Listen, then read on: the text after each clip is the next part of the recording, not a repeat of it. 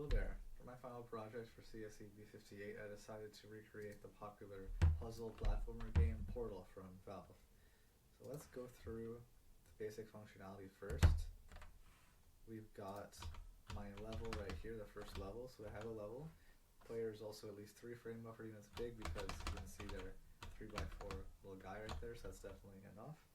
We've also got at least 2 additional objects. I got these boxes here and also the portals and this brown pressure plate thing, that button, and also the door. Yeah. Okay, next for milestone 2, the player can move. We can move left and right using A and D, so that's that.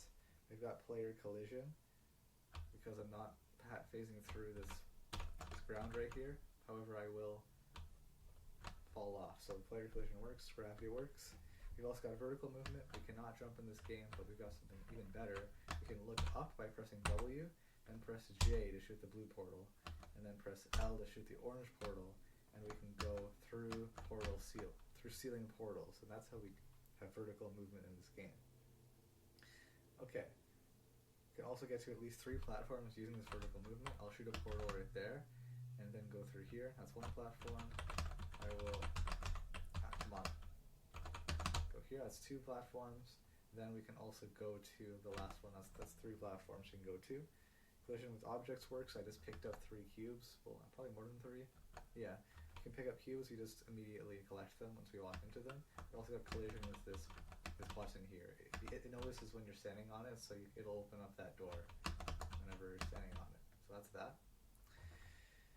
And we can't move through this door whenever it's locked, so that's that. We can restart the game. I'll press R, that'll restart us back to the menu screen. We can also quit by either going down here. Notice I can press S to go down, W to go up, and D to move to the right into one of these options. And I can also press Q to just quit the game. You'll notice it just stops running. So that is milestone 2. Milestone 3, we've got score.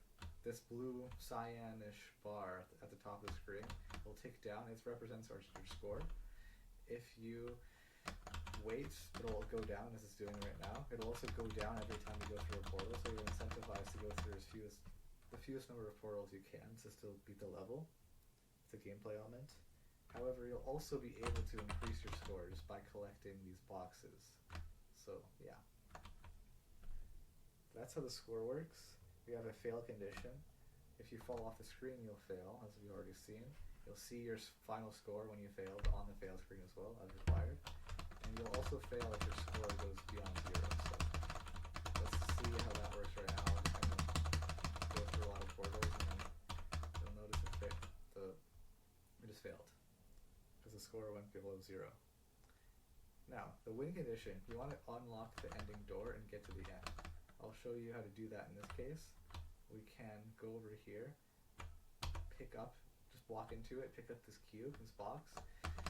Then we have to go over to this button and press K to drop it. We can also press K to pick it up again, but if I press K and drop it on this button, the door will stay unlocked for us, and we can go into the yellow finish line area and win. That's the win condition. Now, for milestone 4, we've got a few additional features. We've got those disappearing platforms, as we've already seen. Right here, if I stand on here, the door will disappear whenever I'm on this button, or also whenever we put down a cube on this button. So that's how that works. We've also got different levels. There's 3 different levels. We've already got the first 2 we've seen, and there's also level 3 that I made. So that's cool. Next, we've got a start menu. I'll press R to go there, which I've already showed you how that works. And also we've got the portal gun. Portal gun lets you move around the level, and it's the primary mode of transportation we have in this game. I did ask about that, it is worth 2 marks. Okay, I've already talked about the controls of the game, so that is that. And now I can talk about the additional info. So in this game, I use macros quite a lot, just to display pixels and stuff. I think it makes it a lot faster than using functions, because functions are kind of slow. And also it just saves a bunch of code. You'll see I have push and pop here. That's how that works, just to save a bunch of lines. Then portals, they're shot by ray casting. It just shoots a little pixel out, does a loop, until we hit a wall. And also, I should probably say I made the graphics. I made the screens here with Pygame, and then outputted them into this text format, and then decoded them in assembly. I also did the same thing for the levels.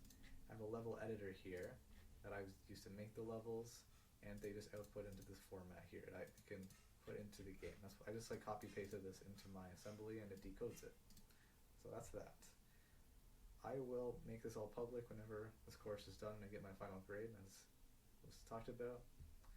But yeah, the last few minutes I'll just show you how to complete the levels in this game. Just, yeah, try to figure them out on your own. I think it's pretty fun figuring them out on your own, but you need to walk through, then this will be the walkthrough. You can go here, the first level, just pick it up, press K, and then go to the right, and you win. The next one, we need to get this cube. I'll just do that right now. Then we can go and shoot a portal like that, and then go into our orange one, drop it, and go win. Last level is kind of tough. What we can do is do that. Okay, I just messed up. We can shoot a portal there. Okay, that also can work. We can drop that.